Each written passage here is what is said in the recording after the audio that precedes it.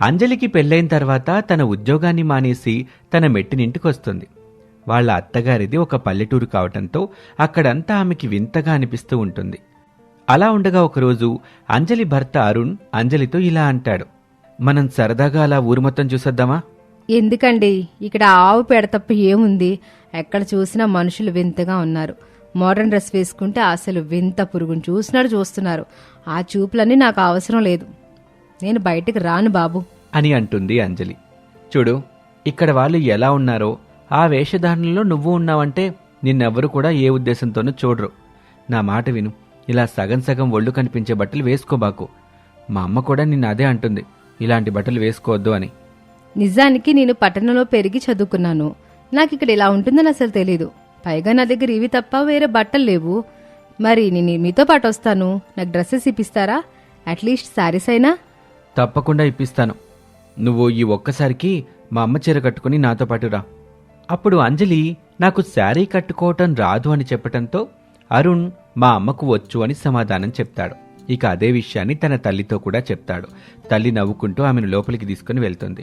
కొంత సమయం తర్వాత చాలా అందంగా రెడీ అవుతుంది అంజలి. అంజలి అరుణ్ దగ్గరికి వస్తుంది. ఎలా ఉంది? చాలా బాగుంది కదా? చాలా చాలా బాగుంది అంజలి. ఇప్పుడు బయటకు వెళ్దాం పద అంటూ తనని బయటకు తీసుకుని వెళ్తాడు. తను బయటకు వెళ్ళినప్పుడు చాలా సంతోషపడుతూ ఉంటుంది. అంజలి చుట్టూ మొత్తం తిరిగి చూస్తూ ఉంటుంది. పల్లెటూరు ఆమెకి చాలా బాగా నచ్చుతుంది. మార్గ మధ్యలో కొందరు ఈ విధంగా అడుగుతూ ఉంటారు, అరుణు, నీ భార్య చాలా అందంగా ఉంది. మొన్న వచ్చినప్పుడు చూశానయ్యా, పొట్టి పొట్టి బట్టలు వేసుకొని కనబడింది.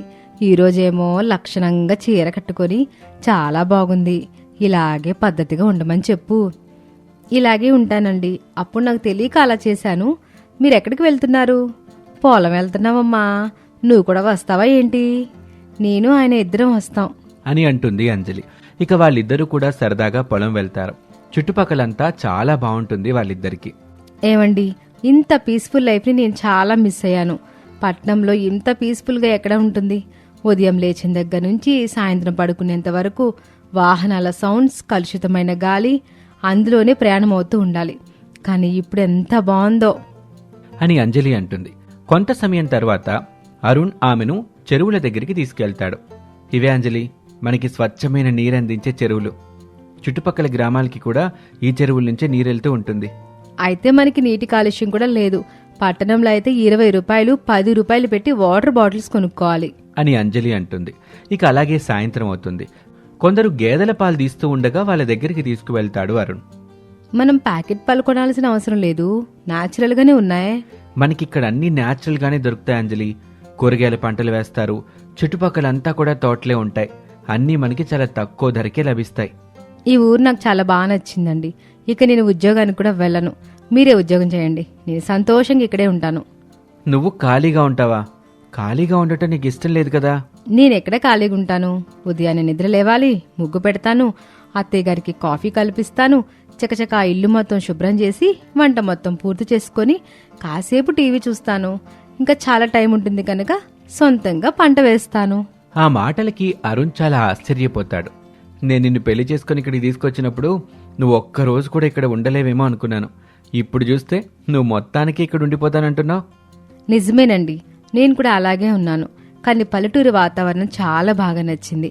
ముక్కును తెలియని వాళ్ళు కూడా నా దగ్గరకు వచ్చి నన్ను వరుస పెట్టి అక్కా, వదినా అని ప్రేమగా పిలుస్తూ ఉంటే చాలా బాగుంది.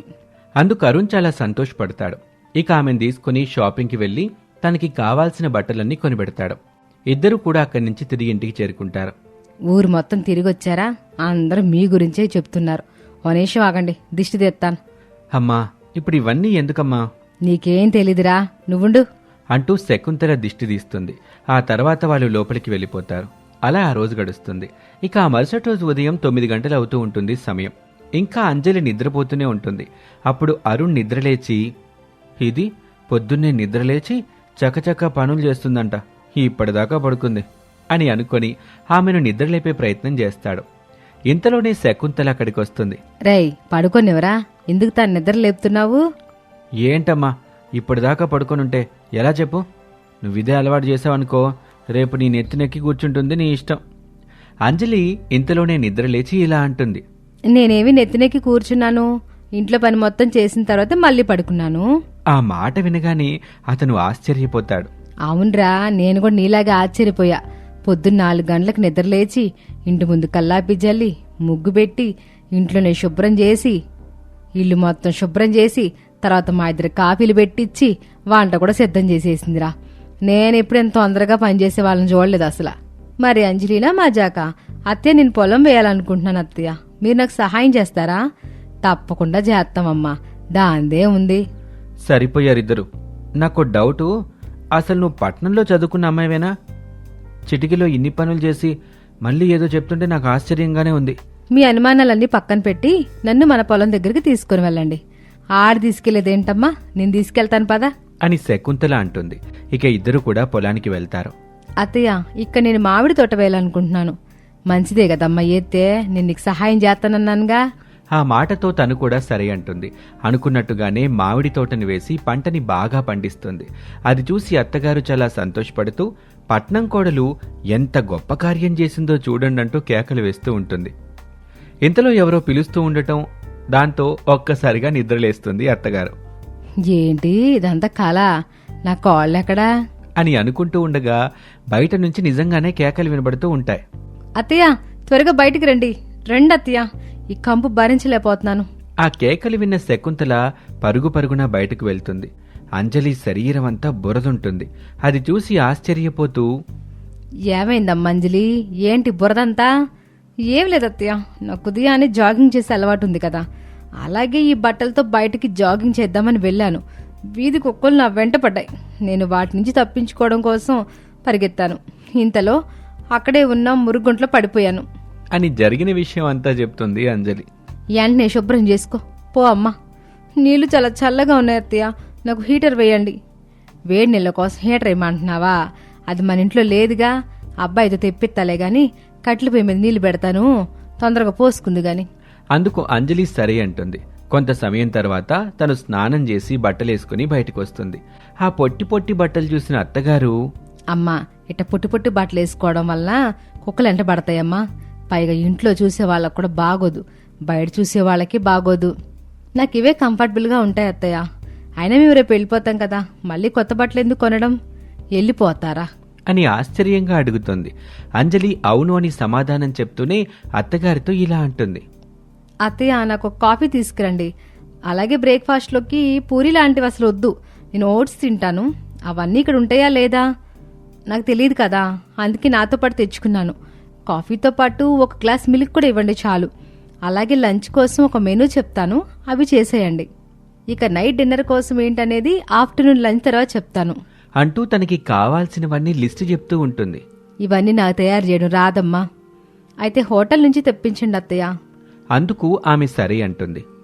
నాకు వచ్చిన కలనేజమైతే ఎంత బాగుండో, దానికంత రివర్స్లో జరుగుతుంది. ఆయన ఎట్టా అంటే వాళ్ళు ఎక్కడికంటే ఆ పట్టణంలో ఉండడమే మంచిది అని అనుకొని జరిగిందంతా కొడుకు అరుణ్తో చెప్తుంది. అతను పెద్దగా నవ్వుకుంటూ, అమ్మా, నీకొచ్చింది కళ, అది కలే, అది ఈ జన్మలో నెరవేరదు.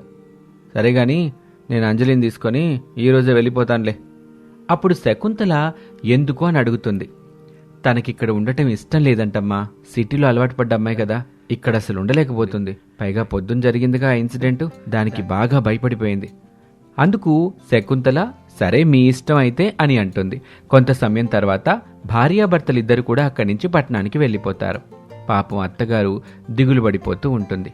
కానీ ఏం చేద్దాం, ఈ పట్నం పిల్లలకి పల్లెటూరి విలువ తెలియటం లేదు.